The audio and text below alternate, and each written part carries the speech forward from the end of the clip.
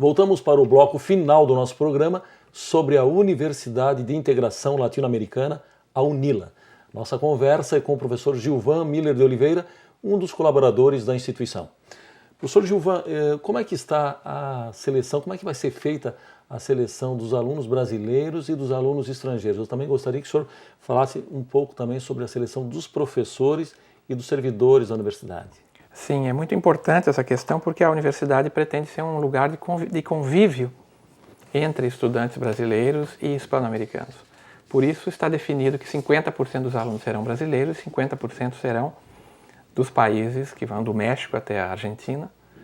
E a seleção foi definida como sendo, então, vai ser realizada através do Enem, que é o Exame Nacional do Ensino Médio, que está em implantação no lugar dos vestibulares ou acoplado a eles, mas com uma característica, uma peculiaridade. O INEP, que é o Instituto Nacional de Estudos Pedagógicos Anísio Teixeira, está preparando uma versão em espanhol do Enem.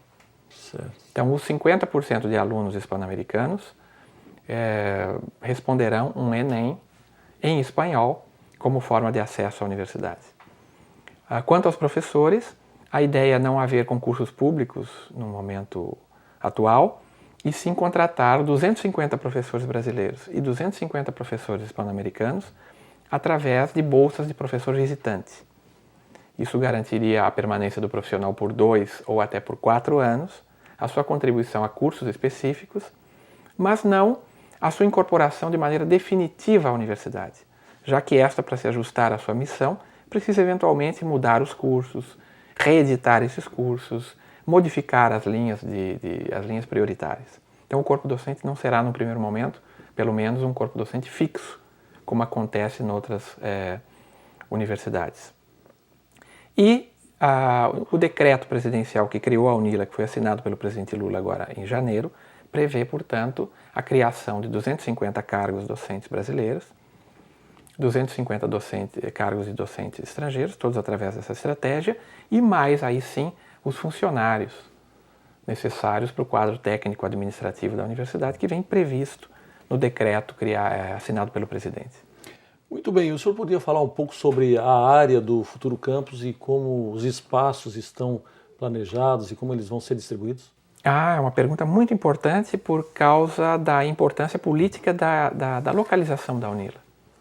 A UNILA vai se localizar, ou já está localizada, dentro de Itaipu Binacional, que é uma empresa binacional Brasil-Paraguai, que conta com um parque tecnológico, que tem por presidente um argentino e por vice-presidente um uruguaio, para simbolizar bem a importância que Itaipu vai adquirindo nas políticas latino-americanas. Itaipu cedeu 40 hectares de terreno para a instalação da UNILA e ainda financiou o projeto arquitetônico que foi realizado pelo escritório do Oscar Niemeyer e que leva, em linhas gerais, a mesma concepção de Brasília, o mesmo tipo de traço do concreto armado, da linha curva, enfim.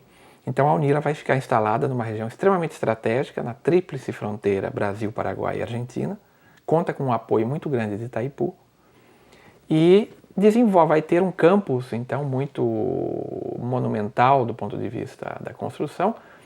Para o meu gosto, podia haver muito mais árvores, né? Nós estamos num século XXI muito mais ecológico do que no momento em que Brasília foi criada, mas, enfim, isso apresenta uma cara da arquitetura brasileira, marcando a presença da UNILA.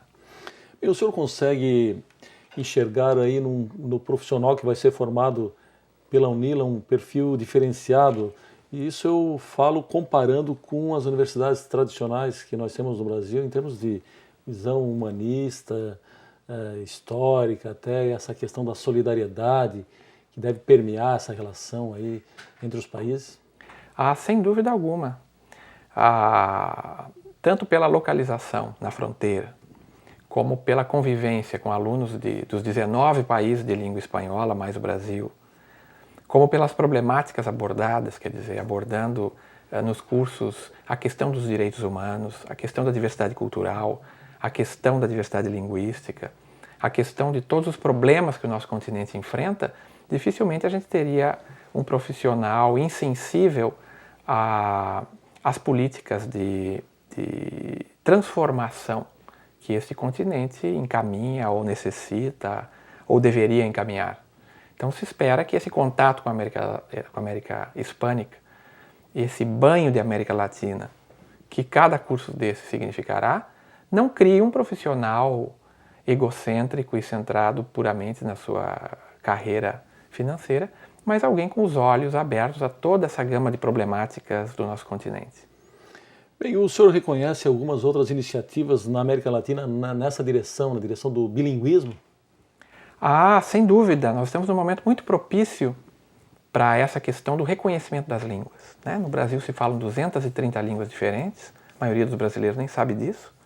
A Bolívia recentemente oficializou 3 línguas indígenas ao lado do espanhol, se tornando um país com 4 línguas oficiais, o espanhol, o tiriguano, o quechua e o aimara. O Equador oficializou 2 línguas indígenas ao lado do espanhol. Há várias universidades indígenas no continente latino-americano, muitas delas contactadas pelo professor Érgio Trindade como inspiração para o próprio projeto da UNILA.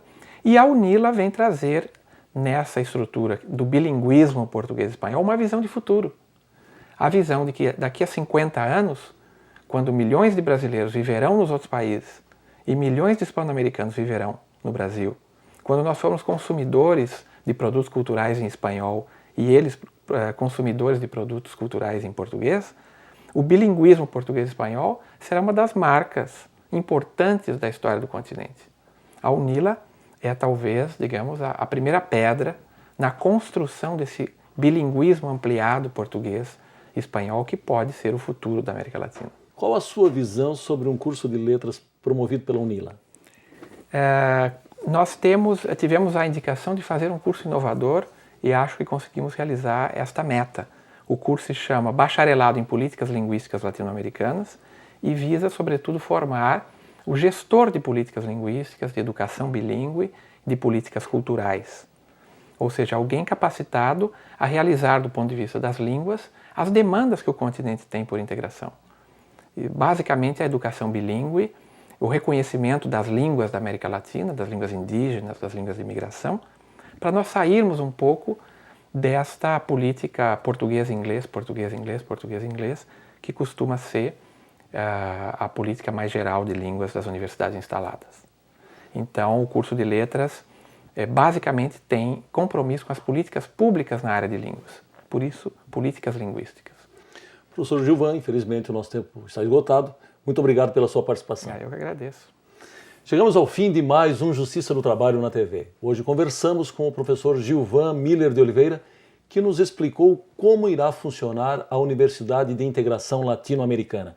Todas as nossas entrevistas estão na internet, no site do TRT de Santa Catarina.